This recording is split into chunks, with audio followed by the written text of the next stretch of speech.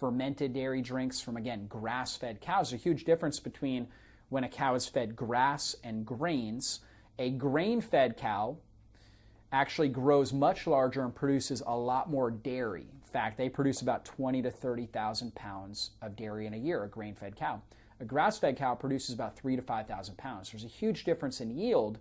Now, the grain-fed cow, though, the grains themselves are high in this omega-6 fat. And omega-6 fat causes inflammation in our body. So the dairy that's coming from a grain-fed cow is very high in omega-6, very low in omega-3. That's going to be inflammatory. And that inflammatory process, high omega-6, low omega-3, provides a ripe environment for cancer cell development in our body. So we definitely want to stay away from commercially raised animal products and animals that were fed grains. We want to stay away from that. But we do want the grass-fed animal products because they have a lot of omega-3s, an ideal ratio of omega-6 to omega-3s.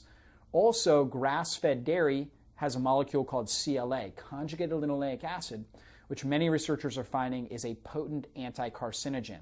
There's also other great nutrients in there. For example, the major fat that's in grass-fed dairy is called butyric acid. Butyric acid is a preferred fuel source for healthy gut microbes in your system.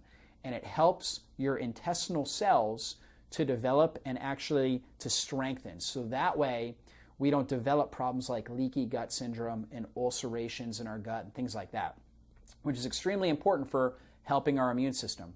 70% of our immune system's in our gut. And if we have damage to our gut, we're going to have a lot of immune system disorders, which could include cancer and other autoimmune diseases. So this grass-fed raw dairy can have an incredible effect at helping the gut to heal and seal and to control itself well. So that's why it's such a good fat source we want to include. We also want to include things like extra virgin olive oil, healthy seeds like flaxseed, hemp seeds, chia seeds.